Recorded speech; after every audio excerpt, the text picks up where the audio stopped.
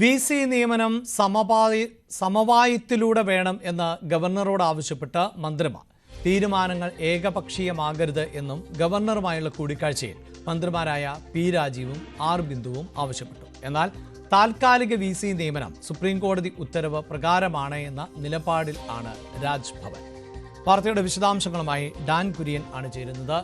Dan, ഈ VCമാരുടെ നിയമനവുമായി ബന്ധപ്പെട്ട തർക്കം ഇപ്പോഴും അയയുന്നില്ല എന്നല്ല മനസ്സിലാക്കേണ്ടത്. സുപ്രീം കോടതിയുടെ വിധി വന്ന ശേഷവും അതിൽ കാര്യമായ മാറ്റമൊന്നും സംഭവിക്കുന്നില്ല എന്ന് വേണമോ മനസ്സിലാക്കാൻ? അഭിലാഷ്, അനുനയ നീക്കത്തിന്റെ ഭാഗമായാണ് മന്ത്രിമാരായ പി രാജീവും ആർ ബിന്ദുവും ഇന്ന് രാവിലെ രാജ്ഭവനിലെത്തി ഏതാണ്ട് 1 മണിക്കൂർ 10 മിനിറ്റ് നേരം ഗവർണറുമായി അടച്ചിട്ട മുറിയിൽ കൂടിക്കാഴ്ച നടത്തിയത്. ഒരു ഉദ്യോഗസ്ഥർ പോലുമില്ലാതെ വളരെ സ്വകാര്യത അല്ലെങ്കിൽ വളരെ രഹസ്യാത്മക സ്വഭാവത്തിൽ തന്നെയായിരുന്നു ഇങ്ങനെ ഒരു കൂടിക്കാഴ്ച നടന്നത്. ഗവർണറുടെ പേഴ്സണൽ സ്റ്റാഫിലെ ഉദ്യോഗസ്ഥർ പോലും ഈ ചർച്ച എന്താണ് എന്ന് കേട്ടില്ല എന്നാണ് നമുക്ക് ലഭിക്കുന്ന വിവരം. കാരണം അത്രമാത്രം രഹസ്യാത്മകത കാത്തു സൂക്ഷിച്ചുകൊണ്ടായിരുന്നു ഈ കൂടിക്കാഴ്ച. അവിടെ സർക്കാരിന്റെ ഇതുമായി ബന്ധപ്പെട്ടുള്ള കൺസേൺസ് കൃത്യമായി തന്നെ രാജ്ഭവനെ, ഗവർണറെ മന്ത്രിമാർ അറിയിച്ചിട്ടുണ്ട്. സമവായ നീക്കത്തിലൂടെ ഈ പ്രശ്നം പരിഹരിക്കണം. VCമാരെ നിയമിക്കുന്നതിന് വേണ്ടി സർക്കാർ മുമ്പോട്ട് വെച്ചിട്ടുള്ള പാനലിൽ നിന്നുള്ള ഏറ്റവും യോഗ്യതയുള്ളവരെ തന്നെ പരിഗണിക്കണമെന്ന ഒരു ആവശ്യം അത് കൃത്യമായി തന്നെ മന്ത്രിമാർ രാജ്ഭവനെ അറിയിച്ചു. പക്ഷേ ഗവർണർ ഇപ്പോഴും അദ്ദേഹത്തിന്റെ നിലപാടിൽ ഉറച്ചു നിൽക്കുകയാണ് എന്നാണ് നമുക്ക് ലഭിക്കുന്ന വിവരം. അതായത് ഗവർണർ പറയുന്നത് അക്കാദമിക് യോഗ്യത മാത്രം മാനദണ്ഡമാക്കിക്കൊണ്ട് താൽക്കാലിക VCമാരെ ഈ ഡിജിറ്റൽ സാങ്കേതിക സർവകലാശാലകളുടെ തലപ്പത്തേക്ക് ഇപ്പോൾ നിയോഗിച്ചിരിക്കുന്ന നടപടി അത് കൃത്യമായി ആ നിലപാടിൽ ഉറച്ചു നിൽക്കുകയാണ് രാജ്ഭവൻ. അവിടെ ഒരു വിട്ടുവീഴ്ചയ്ക്ക് അദ്ദേഹം തയ്യാറാകുമെന്നുള്ളതിന്റെ ഒരു സൂചനകളും പുറത്തു വന്നിട്ടില്ല. പക്ഷേ മന്ത്രിമാർ അപ്പോഴും സമവായ നീക്കത്തിലൂടെ ഇതിലൊരു ഒത്തുതീർപ്പിലേക്ക് എത്തണം എന്ന നിർദ്ദേശം, എന്ന ആവശ്യം, സർക്കാരിന്റെ ആവശ്യം രാജ്ഭവനെ അറിയിച്ചിട്ടുണ്ട്. അതിൽ ഏത് തരത്തിലായിരിക്കും ഗവർണറുടെ ഭാഗത്ത് നിന്ന് തുടർ നടപടികൾ ഉണ്ടാകുക എന്നതിനാണ് വ്യക്തത കൈവരാനുള്ളത്. തീർച്ചയായും ഇതിപ്പോൾ നമുക്കറിയാമല്ലോ ഡാൻ, പുറത്ത് വലിയ വാദപ്രതിവാദങ്ങൾ നടന്ന സാഹചര്യം ഉണ്ടാകുന്നു. പിന്നീട് ഇടത് യുവജന സംഘടനകൾ വലിയ പ്രതിഷേധവുമായി എത്തിയ സാഹചര്യം ഉണ്ടാകുന്നു. ഭാരതാംബ വിവാദത്തിലടക്കം SFI ഗവർണർക്ക് നേരെ വലിയ പ്രതിഷേധം നടത്തുന്നു. ഇടത് വിദ്യാർത്ഥി സംഘടനകൾ.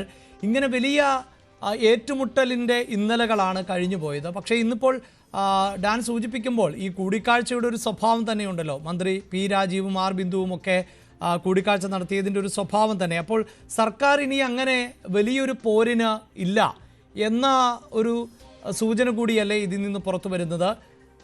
പക്ഷേ അപ്പോഴും ഗവർണർ വഴങ്ങുന്നില്ല എന്നുമല്ലേ മനസ്സിലാക്കേണ്ടത്?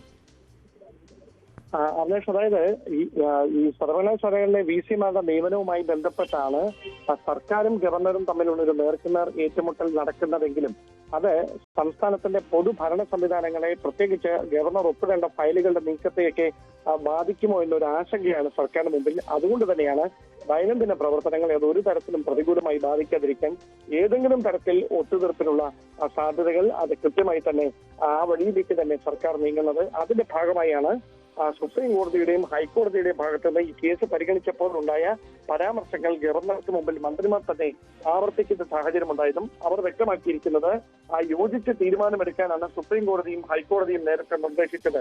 അത് പരിഗണിക്കാൻ രാജ്ഭവൻ തയ്യാറാകണം. അങ്ങനെ ഇരു കൂട്ടർക്കും സമവായത്തിൽ എത്താവുന്ന ഒരു തീരുമാനത്തിലേക്ക് ഈ വിഷയത്തിൽ കടക്കണം എന്നതാണ് സർക്കാരിന്റെ താല്പര്യമെന്ന് മന്ത്രിമാർ രാജ്ഭവനെ അറിയിച്ചിട്ടുണ്ട്, ഗവർണറെ അറിയിച്ചിട്ടുണ്ട്. അതുകൊണ്ട് തന്നെയാണ് ഈ പ്രശ്നം ഒരു ഒത്തുതീർപ്പിലേക്ക് എത്തിക്കാനുള്ള എല്ലാവിധ ശ്രമങ്ങളും സർക്കാരിന്റെ ഭാഗത്തുനിന്ന് ഉണ്ടാകുന്നത്.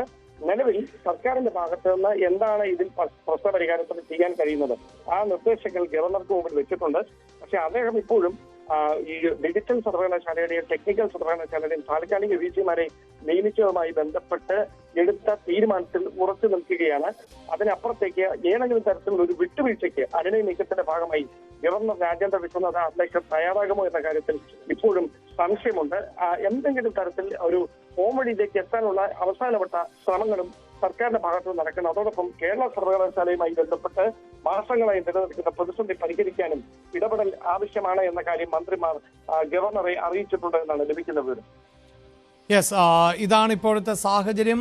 സ്ഥിരം VC നിയമനവുമായി ബന്ധപ്പെട്ട തർക്കം നിലനിൽക്കുന്ന പശ്ചാത്തലം സുപ്രീം കോടതിയുടെ ഭാഗത്ത് നിന്ന് സർക്കാരും ഗവർണറും സമവായത്തിൻ്റെ പാതയിലൂടെ പോകണമെന്നും കുട്ടികളുടെ ഭാവിയെ ബാധിക്കരുത്, കുട്ടികളുടെ വിദ്യാഭ്യാസമാണ് പ്രധാനമെന്ന തരത്തിലുള്ള പരാമർശമടക്കം നടത്തുമ്പോൾ അത് തങ്ങൾക്കനുകൂലമാണ് എന്ന തരത്തിൽ ഗവർണർ വിലയിരുത്തുന്ന പശ്ചാത്തലമുണ്ടാകുന്നു. എന്തായാലും സർക്കാരും ഗവർണറും തമ്മിലുള്ള ഏറ്റുമുട്ടൽ അവസാനിപ്പിക്കാൻ സർക്കാർ ആഗ്രഹിക്കുന്നു എന്ന് വേണം കൂടിക്കാഴ്ചയിലൂടെ മനസ്സിലാകാൻ. ഇനി എന്താകും നീക്കം? അതായത് സർക്കാർ നൽകുന്ന ഒരു പട്ടികയിൽ നിന്നായിരിക്കണം ഗവർണറെ നിയമിക്കേണ്ടത്, അതിന് അക്കാഡമിക് യോഗ്യതകൾ അടക്കം ആണ് മുൻഗണന നൽകേണ്ടത് എന്ന് പറയുമ്പോൾ ഗവർണറും അത് തന്നെയാണ്, അക്കാഡമിക് യോഗ്യത മാത്രമായിരിക്കണം